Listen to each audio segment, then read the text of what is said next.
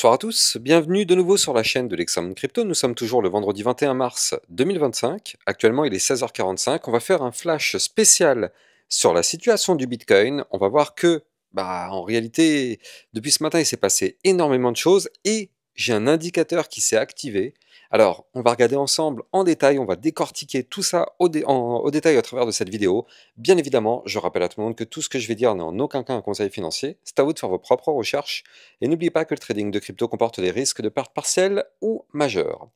Alors vous le savez, étant donné qu'on est actuellement sur un flash spécial, je ne vais pas regarder la partie macroéconomique. Pourquoi? Parce que je l'ai déjà fait ce matin dans ma vidéo de 8 h du matin. Et je le ferai bien évidemment demain matin aussi pour parler des news qui se sont passées aujourd'hui. Là, c'est un flash spécial, on va se focus entièrement sur la partie analyse technique parce qu'on va voir ensemble qu'il s'est passé énormément de choses. Et comme je vous l'ai dit, j'ai un indicateur qui s'est activé, je vous garde le meilleur pour la fin, on verra ça dans la seconde partie de vidéo. Bref, on démarre tout d'abord avec ce qui s'est passé concernant notre Bitcoin, là, pour le moment. Et donc, qu'est-ce qu'on voit concrètement? Eh bien, on voit qu'on a un Bitcoin qui, en effet, a retracé un petit peu aujourd'hui. C'est vrai que nous sommes sur une phase de retracement, mais mine de rien, on va voir ensemble que c'est pas un retracement, en réalité dramatique.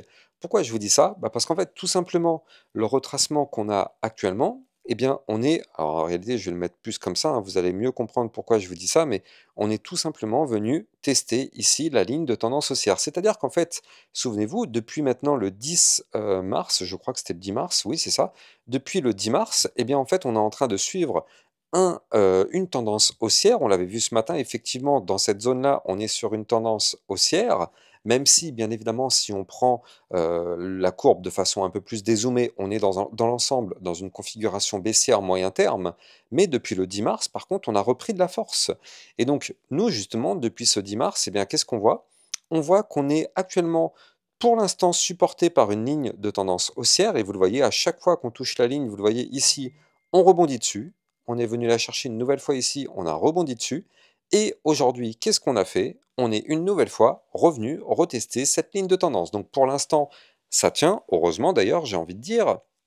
Et donc là, pour le moment, il faut rester au-dessus des 83 080. Sinon, malheureusement, si on casse cette ligne, eh bien, je vous permets de comprendre effectivement ce qui risquerait de se passer par la suite. C'est qu'en fait, si on casse cette ligne, eh bien, ce serait pour tout simplement aller chercher le bas du range, hein, parce que je rappelle que ça y est, le Bitcoin est entré dans une phase de latéralisation. Alors, il y a de très très fortes chances pour qu'en réalité, on y reste pendant tout le week-end. Alors, deux choses. Deux choses à prendre en compte. En général, quand c'est le week-end, il faut comprendre qu'il n'y a pas de volatilité.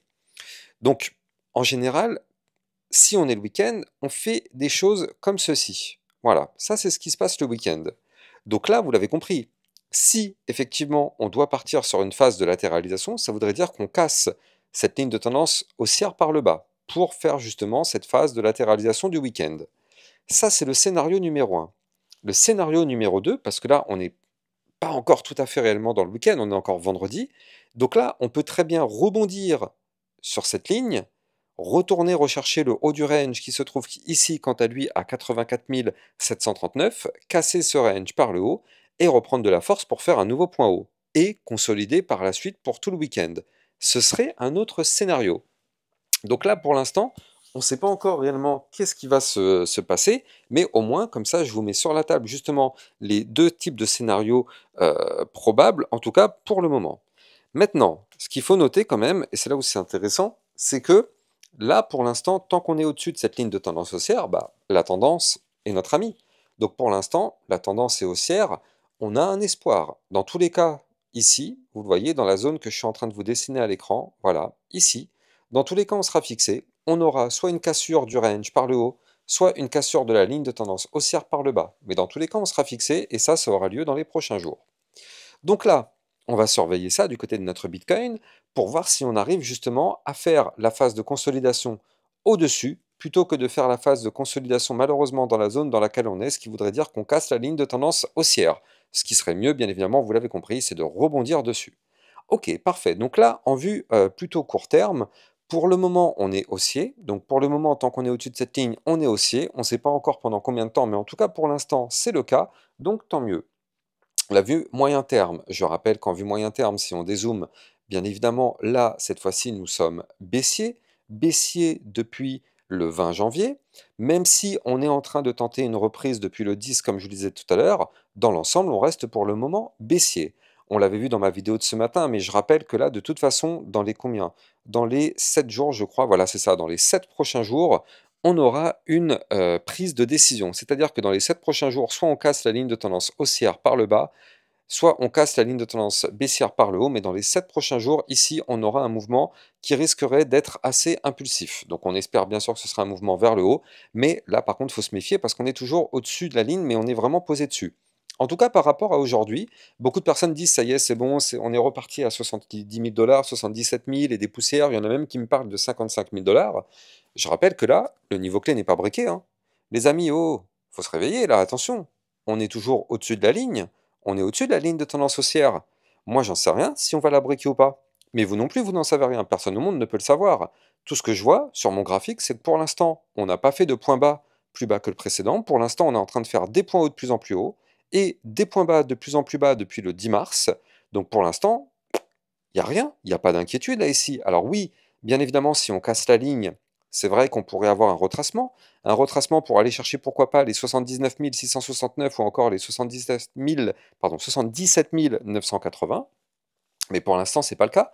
Donc attendons de voir déjà si cette ligne elle tient ou pas pour l'instant, la tendance, il n'y a pas d'inquiétude ici, hein, pas d'inquiétude pour le moment. Donc bon, là, moyen terme, on est pas mal non plus. Et moi, ce que je voulais vous montrer, c'est en vue hebdomadaire. Alors, en vue hebdomadaire, on l'avait vu déjà ce matin, on avait eu effectivement ce rebond là sur cette zone de support sur la ligne de tendance haussière long terme. Donc là, ici, on a quand même une ligne qui est là, qui est un support long terme historique, à ne surtout pas breaker. Donc pour l'instant, ça tient. Et moi, ce que je voulais vous montrer, eh bien, c'est ça. Le H-Ribbon qui nous a fait une pastille. C'est-à-dire que là, le H-Ribbon a commencé à détecter quelque chose. Alors, j'explique rapidement comment ça fonctionne, ce H-Ribbon. Ça se passe en 3 étapes. La première étape, c'est que le H-Ribbon détecte quelque chose. On ne sait pas encore si c'est bullish ou pas, mais il détecte quelque chose. Il détecte que effectivement, il y a peut-être une possibilité d'avoir un bottom, puis une poussée haussière par la suite. Donc là, dans cette phase de peut-être, c'est la pastille qui est plutôt de couleur grise comme ça. Par la suite, il y a la deuxième étape. La deuxième étape, c'est en général la pastille verte. Donc la pastille verte, je vais vous le montrer. Voilà, j'en ai eu plusieurs ici. Hop, pour ça, il faut que je vous montre le graphique, sinon vous n'allez rien comprendre. Voilà. Donc la deuxième étape, c'est d'avoir une pastille verte. Donc en général, on a la pastille verte quand effectivement, je vous l'ai dit tout à l'heure, la première étape, c'est que l'indicateur suppose qu'il se passe quelque chose. La pastille verte est là pour nous dire, ok, en effet, il se passe quelque chose. Ça commence à sentir bon, il se passe quelque chose. En gros, c'est ça que la pastille verte nous indique. Et après, il y a la troisième étape. Et la troisième étape, c'est la pastille bleue. Et là, en général, quand on a la pastille bleue, eh bien, c'est vrai qu'on a un mouvement haussier. On en a eu un à partir du moment où on a eu la pastille bleue ici, effectivement, on a eu un joli mouvement haussier. On a eu la pastille bleue ici, derrière, on a eu un mouvement haussier. Ici, on a eu la pastille bleue, et effectivement, il est vrai, on est passé de 71 900 à, 90, à 109 000 dollars. Donc pour le moment, ça fonctionne plutôt bien. Alors attention, il faut prendre avec des pincettes, mais des fois, vous le voyez, cet indicateur, il détecte qu'il se passe quelque chose, il confirme qu'il se passe quelque chose, que ça pourrait sentir bon, mais regardez, ici, on n'a pas eu la pastille bleue. Donc conclusion, on n'a pas eu la pastille bleue, et si on regarde le graphique, qu'est-ce qui se passe? Mince, pardon, je vous montre le graphique. Si on regarde le graphique, qu'est-ce qui se passe? En effet, il avait détecté quelque chose, il a confirmé qu'il se passait quelque chose, et effectivement, il a raison, hein, il a raison, parce qu'à ce moment-là, le Bitcoin aurait pu reprendre de la force, former un pattern en double bottom, casser le canal ascendant par le haut, décoller. Il a raison, il aurait pu se passer quelque chose. Néanmoins, ça n'a pas été validé, donc on n'a pas eu la pastille bleue qui confirmait effectivement le retournement bullish. Donc c'est pour ça. Cet indicateur, il faut quand même prendre des pincettes, il n'est pas fiable à 100%, même s'il a quand même eu pas mal de succès dans le passé, mais il n'est pas fiable à 100%. Maintenant, là, pour l'instant, je rappelle, on n'en est qu'à la première étape. Là, on en est à l'indicateur qui se réveille, qui vient de suspecter qu'il se passe quelque chose qui pourrait être intéressant sur le Bitcoin. Alors c'est vrai que quand on fait un peu d'analyse technique, on peut se dire qu'il a raison, parce que là, on est sur le support historique long terme dont je vous parlais tout à l'heure. Regardez ça. Ici, on est sur notre support historique long terme, donc on peut peut-être avoir le bottom. Alors, avant de continuer, je rappelle bien évidemment que vous pouvez me suivre sur Twitter pour recevoir toutes les news et toutes les actualités crypto. Vous pouvez aussi me joindre me suivre pardon, dans le club Lexa Rocket. Ça vous permet d'avoir encore plus de vidéos concernant d'autres cryptos. Ce matin, on a vu la crypto virtuelle et la crypto Near Protocol. On a vu tout à l'heure la crypto-monnaie HNT. Donc, ça vous permet de recevoir encore plus de vidéos. N'hésitez pas de rejoindre le club si vous aussi vous souhaitez recevoir des suivis réguliers pour plein de crypto-monnaies et aussi potentiellement des crypto-pépites. Les liens sont en description de vidéo pour le Twitter et pour le club Lexa Rocket. Donc retournons sur notre indicateur. Donc là, effectivement, lui, il a détecté quelque chose, comme je vous le disais, il est vrai et il a largement raison. On est sur une zone de support historique long terme avec cette ligne de tendance haussière. Et pourquoi je confirme qu'il a doublement raison, pour l'instant en tout cas, c'est parce qu'en fait, regardez, en vue mensuelle, donc là, on dézoome, je passe vraiment en vue mensuelle, donc là, c'est sur du très long terme, attention. Regardez ce qu'on avait fait en vue mensuelle. Ici, on avait eu un très joli canal ascendant, comme vous pouvez le voir ici en blanc, canal ascendant, et on avait cassé ce canal ici, donc c'était en novembre 2024, on a eu la cassure du canal ascendant par le haut, et on a poussé, et derrière, qu'est-ce qu'on est venu faire? Eh bien, on est venu tout simplement retester le haut du canal. Regardez comment c'est ultra chirurgical, hein.